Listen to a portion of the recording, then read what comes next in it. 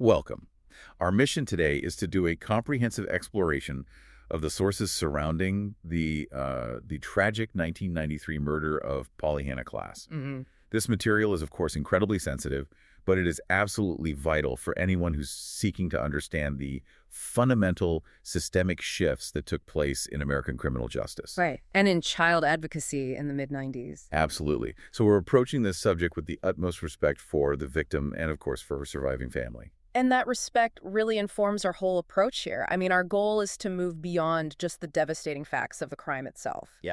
And instead to focus really intensely on the legal, the procedural, and the cultural legacy that resulted from it. We're using sources that detail everything from the immediate events to the trial and the huge legislative changes that followed. Indeed. And just to provide some context for those who might only vaguely remember the events, Polly Klaas was just 12 years old. She was kidnapped from her home on October 1st, 1993, in Petaluma, California. And she was subsequently murdered by Richard Allen Davis. The impact of this case, it really can't be overstated. It acted as this incredibly powerful catalyst. It really did. And we're going to be analyzing how this one singular, devastating event fundamentally reshaped not only local law enforcement response, but really national consciousness. And that public pressure, it led directly to the creation of California's landmark three strikes law. And it also forced some major structural changes in how law enforcement communicates during child abductions. So if you're looking to understand the mechanics of how a public tragedy is channeled into legislative action, and often controversial action, this case provides one of the clearest historical examples. It really does. Let's start by carefully unpacking the timeline of events that set this whole movement in motion. Okay. To properly set the scene, we go to Petaluma, a quiet community in Sonoma County, California, in the fall of 1993. Polly Klaas, born January 3rd, 1981, was 12 years old. And the night of October 1st was supposed to be completely normal, completely routine. She was having a slumber party with two close friends at her mother's home, Eve Nichols' home. Right. The sources detail a really chilling scenario. It highlights how, routine safety measures were just completely bypassed by the randomness of the attacker. And around 10:30 p.m., the killer, Richard Allen Davis, a career criminal who was highly intoxicated, entered the bedroom where the three girls were. And the sources confirm this terrible opportunistic nature of his preparedness, or lack thereof. He entered the home unarmed. Unarmed. But he very quickly acquired a weapon. He took a knife directly from the home's kitchen. That just underscores that his crime was one of, terrifying impulse and sudden invasion. It wasn't some premeditated targeting of this specific victim. That opportunistic element is absolutely critical in understanding the public reaction that followed. Yeah. According to the witness accounts which are detailed in the sources, Davis tried to use this strange, false sense of calm. He told the girls he meant no harm and was only there for money. But his actions immediately made that assurance meaningless. The details of the abduction itself, as confirmed by the survivors, they established this agonizing timeline that investigators would later have to rely on. Right. And the source material notes he acted very systematically to neutralize the witnesses. He first tied up both of Polly's friends, then he pulled pillowcases over their heads. And this detail is just unforgettable. Mm-hmm. He instructed the two terrified friends to count to 1,000. 1,000. Count to 1,000 before moving or calling for help. This act was designed, obviously, to ensure he had a significant head start. And it was during this period of restraint, this enforced silence, that he kidnapped Polly Klaas from the room. I mean, the psychological impact of being forced to count while knowing your friend is being taken, you just can't overstate it. It's unimaginable. The immediate aftermath then saw a community mobilization that was truly historic in its scale. It reflected this collective shock and desperation of the whole town of Petaluma. Yeah, the response wasn't just emotional. It was a massive, organized effort that escalated really rapidly to national prominence. I mean, the sources indicate that over the next 2 months, something like 4,000 different people participated in the search for Polly Klaas. 4,000 people. It's a monumental civic effort. It's a testament not just to hope, but to a community's willingness to just pause everything for a single child. And the search, it quickly consumed resources, not just locally, but from state and federal agencies. It turned into this high-profile national missing person case almost instantly. But tragically, this immense community effort was hampered by a critical, systemic failure in law enforcement protocol. an issue that would later become a major point of reform. That's right. And the sources, they really pinpoint a crucial operational failure in those critical early hours of the investigation. The initial all points bulletin, the APB, Yeah. for the missing child was broadcast only on the CHP, the California Highway Patrol radio channel. And the crucial detail there is that the transmission and reception of that alert was limited solely to radios specifically tuned to that CHP frequency. So think about the implication of that. I mean, a technical limitation with huge consequences. Right. Local police departments, sheriff's offices, other municipal agencies on their own frequencies. They didn't immediately get this crucial alert, or they got it late through secondary channels. And in an abduction case, I mean, everyone knows the first few hours are the most critical. They're everything. It's the window for finding the victim alive, for establishing roadblocks. This communication failure severely restricted the speed and the breadth of the search in that vital window. That restriction just highlights how bureaucracy and, frankly, outdated technology directly hampered the immediate interagency response. And as we know, the search did not have a happy resolution. No, unfortunately not. After 2 grueling months, Davis was arrested on December 1st, 1993, but on unrelated charges. Right. And the sources confirmed that the subsequent investigation led to a breakthrough when he guided police to the location of the body in Sonoma County. And the recorded facts regarding her death, they confirmed the worst fears of the entire community. The time of death was placed on October 1st, 1993. The very night of the abduction. The very same night. With strangulation confirmed as the cause, her body was discovered on December 4th, buried in a shallow grave. So those 2 months of desperate searching, fueled by 4,000 volunteers, it all ended in the confirmation of this profound tragedy. The confirmation of her death brought an end to the search, but it really catapulted the case into its next phase, the legal pursuit of justice, which was heavily influenced by the public's emotional investment. So the transition now moves from the crime and the search efforts to the long, scrutinized legal repercussions and the convicted killer's subsequent provocative behavior. Behavior that just intensified the public focus on what were perceived as the failings of the criminal justice system. The trial of Richard Allen Davis, beginning several years later, it was one of the most highly anticipated and emotionally charged legal proceedings in California history. Yeah, the sources accurately described the atmosphere surrounding the trial as long and tumultuous. It really reflected that national anger and the demand for absolute accountability. The legal outcome was decisive. Davis was convicted on June 18, 1996, in San Jose Superior Court. And the primary charge, as expected, was first-degree murder. But the prosecution was determined not just to secure a conviction.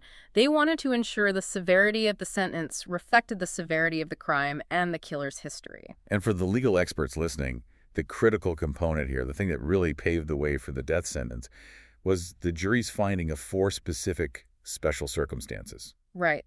These elevate the crime beyond a simple homicide. So what were they?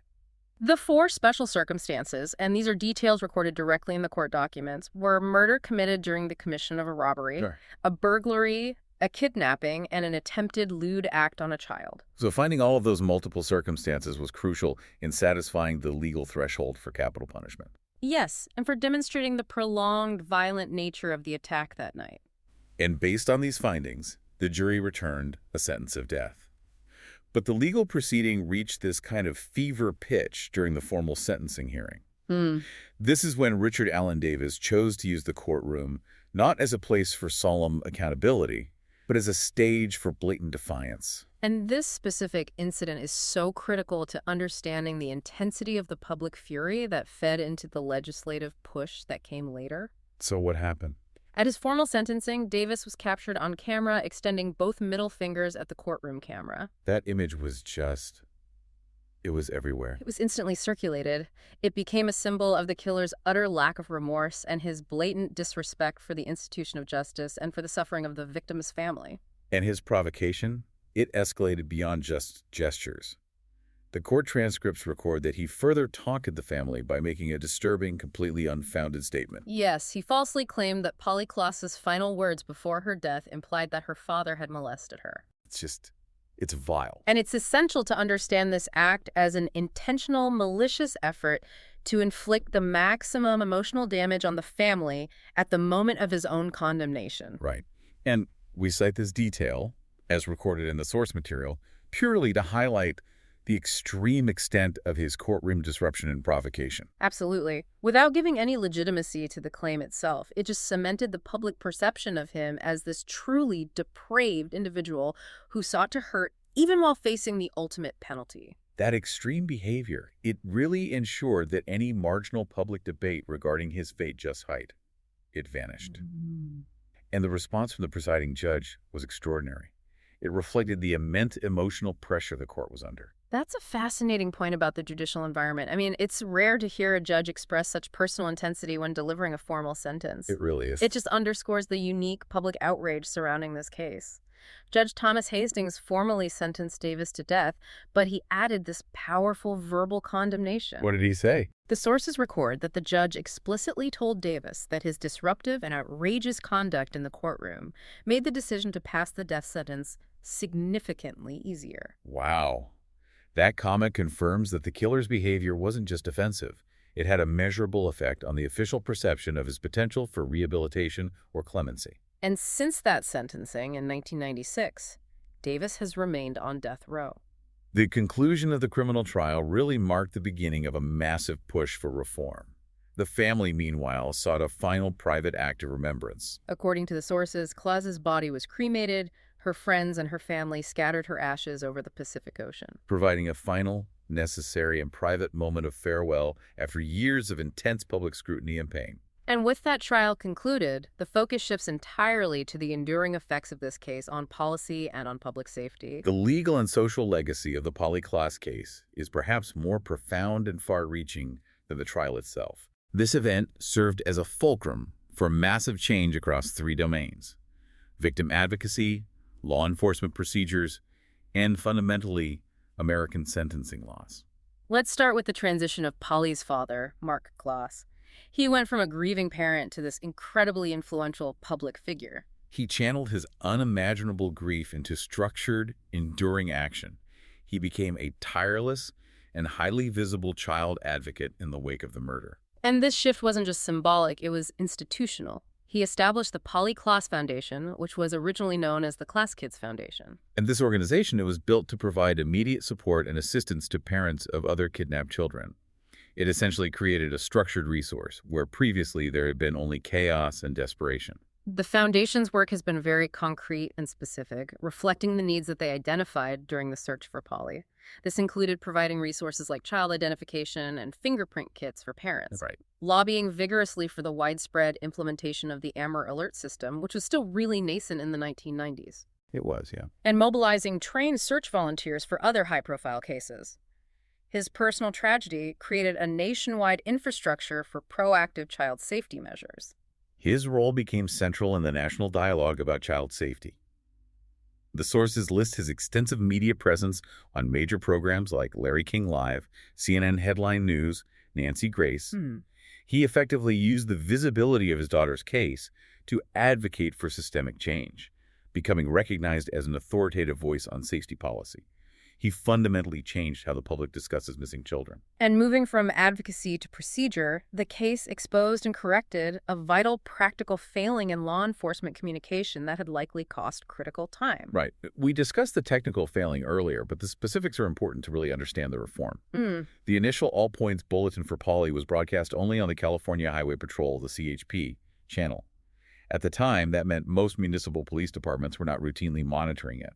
The resulting delay in interagency communication, particularly between the Petaluma local police and broader state resources, was seen as just unforgivable. The institutional learning curve here was immediate.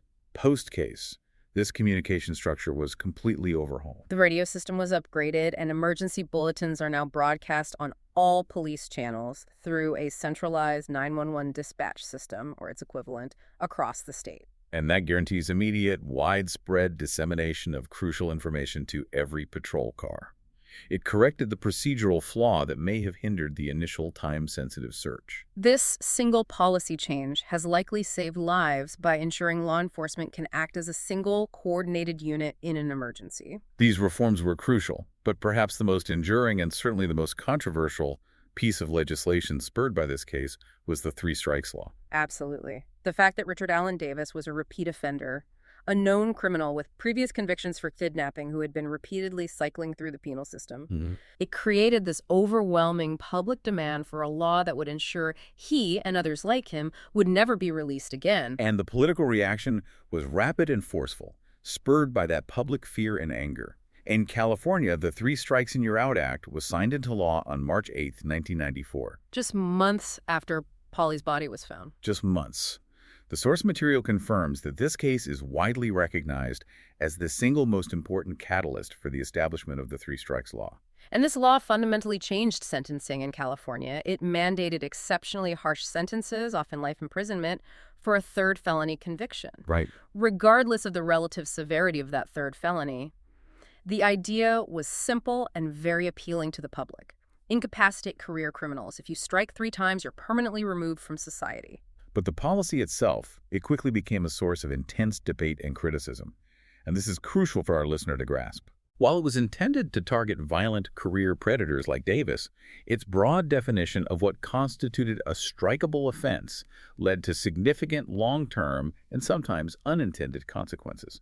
Critics quickly pointed out the immense strain the law placed on the prison system. Mandatory minimum sentencing, especially life sentences, it drove prison overcrowding and inflated costs dramatically. Right. But more fundamentally, the law was criticized for creating disproportionate punishments. For example, the sources and subsequent legal analysis, they detail cases where a minor, non-violent third felony, sometimes something like petty theft or drug possession, resulted in a 25 years to life sentence for someone who was not a violent predator. The spirit of the law, which was designed to prevent another Polly Klaas tragedy, became muddied by its rigid application to thousands of lower-level offenders. Furthermore, studies examining the law's application showed that it disproportionately affected minority communities and increased racial disparities in sentencing and incarceration rates across California. So the policy that promised justice for one victim resulted in a mass incarceration framework that remains highly controversial today. And that highlights the ethical and practical difficulties of legislating in moments of intense emotional reaction. The complexity of the Three Strikes legacy is precisely why this case remains so important. I mean, it is a textbook example of how a justifiable desire for public safety can lead to expansive legislation with profound, long-term systemic fallout. Shifting to a more personal form of legacy, we should also acknowledge the connection to actress Winona Ryder, which brought additional visibility to the emotional aspects of the case. Ryder, who grew up in Petaluma, was deeply affected and personally involved in the community effort. She used her platform to assist, offering a substantial $200,000 reward for Polly's safe return. And that action significantly energized the financial support available to the search effort. And that connection didn't end with the search. Ryder later dedicated the film version of Little Women, which was known to be Polly Klaas's favorite book, to her memory. It's a powerful, personal way that the case intersected with popular culture. It ensured that the remembrance was tied to something the child loved, rather than just the horror of her death. Finally, the community's commitment to creating lasting, tangible memorials is evidence of the permanent scar left by this tragedy. Right. A performing arts center in Petaluma was named in her honor in October 1998. It was intended as a place of creativity and joy. But maintaining a memorial like that proved difficult. The center faced immediate challenges, closing in 2000 due to building safety issues and funding shortages. Which reflects the difficulty of translating emotional commitment into long-term financial viability. Yet the story of the memorial itself demonstrates the community's dedication. After significant years of fundraising and building improvements, the Polly Klaas Community Theater was successfully reopened in November 2022. That perseverance, spanning more than 2 decades, speaks volumes about the enduring desire in Petaluma to honor her memory through a positive cultural contribution. Given the intense public and legislative impact, it's really no surprise that the Polly Klaas case became a cornerstone for the burgeoning true crime media industry. It really served as a template for narratives concerning systemic failure and the need for retribution. The sources chronicle how this story has been consistently revisited and reanalyzed over the past 3 decades. Early on, the focus was squarely on recidivism. American Justice aired an episode in 1996, Free to Kill, the Polly Klaas murder. And this program specifically framed the story around the challenges of the penal system in rehabilitating inmates. It detailed Richard Allen Davis's history of being in and out of jail with prior convictions for burglary and kidnapping. And that narrative strongly reinforced the public justification for the newly passed three strikes law. Right. Then 2 years later, in 1998, the FBI files used the Klaas case for its very first episode. That show's focus was more procedural and forensic. It detailed the meticulous evidence collection and the large-scale search efforts carried out by the FBI agents. So that type of coverage, it typically aims to reassure the public that, despite the tragic outcome, the investigative system is sophisticated and ultimately capable of apprehension. Right. And the case continued to be leveraged in later media formats. Investigation Discovery reenacted the kidnapping and murder in 2014 for its series Motives and Murder, Cracking the Case, Which demonstrates the enduring appeal of the narrative. And even in contemporary digital media, its significance remains high. The popular Crime Junkie podcast released an episode in May 2022 that focused specifically on how the case set a precedent for California's three strikes law. So it really cements its role not just as a historical crime, but as a critical moment in legal history that continues to shape current criminal justice discussions. Absolutely. And most recently, the anniversaries of the law's passage have prompted further reflection. ABC aired an episode of 2020 called Taken in the Night in September 2023. And ABC 7 News Bay Area aired a documentary in March 2024, Struck by Justice, The Impact of Polly Klaas, commemorating 30 years since the law was enacted. This sustained media attention confirms that the legal ramifications are still being actively debated, studied, and judged. So, while the media consistently returns to the crime, the trial, and the subsequent policy, the source material offers a crucial critical reflection on this entire process. A necessary viewpoint delivered by a primary survivor who experienced the full public spectacle. This is the essential counter-narrative. It forces us to pause our analysis of policy mechanics and address the human cost of the media cycle. Polly Klaas's older sister, Annie Nickel, published a powerful guest essay in the New York Times in January 2024. And the title itself is a thesis. My sister was murdered 30 years ago. True crime repackages our pain as entertainment. Nickel's essay explicitly challenged the foundation of the true crime phenomenon. Her criticism focused heavily on the nature of the media coverage of the kidnapping. She argued that the constant recirculation of painful events effectively repackages the family's trauma for public consumption and entertainment, rather than serving a legitimate public function like education or prevention. Crucially, she also offered a critical perspective on the legal aftermath, specifically raising problems inherent in the three strikes law that her sister's case catalyzed. And her position is incredibly important because it reveals a division even within the victim community about whether the laws created in their name achieved genuine justice or simply contributed to a larger flawed system. Her criticism echoes the legal arguments about the law's overly broad scope and its lasting negative impacts on vulnerable populations. And in her writing, Nickel advocated for a significant shift in focus.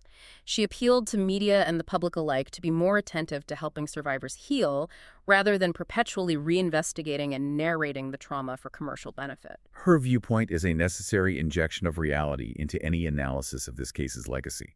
It forces us to ask, how do we, as informed citizens and learners, balance the legitimate historical need to study the mechanisms of criminal justice reform, to understand exactly how landmark laws like three strikes came into being, with the imperative for ethical treatment and consideration of victims and their surviving family members, who must inevitably relive that pain through repeated coverage? That tension really defines the ethical landscape of high-profile tragedy. This complex reflection is vital because it reminds us that policy is not created in a vacuum. It emerges from profound human moments, and its impact is always felt most sharply by those nearest to the tragedy. As we conclude this thorough analysis of the source materials, the murder of Polly Klaas stands as a pivotal event in modern American history, leaving an undeniable mark across multiple sectors. Yeah, we can clearly synthesize the three major structural areas where this single case resulted in significant, lasting change. First, the dramatic shift in law enforcement operational protocol. The failure of that limited CHP-only bulletin system directly led to the upgrading of the radio network and the establishment of the centralized 911 dispatch system. All right, guaranteeing immediate, widespread interagency communication during critical emergencies across California. Second, the case was the direct and recognized catalyst for a fundamental overhaul of sentencing laws with the establishment of the California Three Strikes Act in 1994. This set a major national precedent for habitual offender legislation. It dramatically changed the landscape of criminal punishment and incarceration, a change whose complex legacy continues to be debated today. Hmm. And third, the case formalized modern victim advocacy. Mark Klaas's dedication led to the establishment of the Polly Klaas Foundation. Ensuring standardized resources, search mobilization, and structured support were available to other families facing similar crises. It really defined the modern, influential public role of the victim's advocate. The enduring tension at the heart of the Polly Klaas legacy is a difficult one. How a singular, horrific personal tragedy became the driving force for massive, complex, and sometimes severely criticized policy changes. It represents the perpetual, uneasy balance between the public demand for guaranteed safety through severe punishment and the ongoing need for systemic solutions and compassionate resolution. Hmm. We have meticulously tracked how the public outrage resulting from this murder led to the immediate passage of the Three Strikes Law. As you reflect on the long-term, complex impact of that legislation, and particularly on the survivor's critique, that the focus should shift away from trauma consumption and toward healing. Yeah. Consider this provocative thought. If the goal of the justice system in the wake of tragedy is truly comprehensive prevention and societal repair, what mechanisms beyond new and punitive sentencing laws might more effectively address the systemic issues highlighted by high-profile cases like this, while honoring the imperative to help survivors rebuild their lives? Thank you for joining us for this extensive analysis of the source materials and the transformative legacy of the Polly Klaas case. Thanks for listening.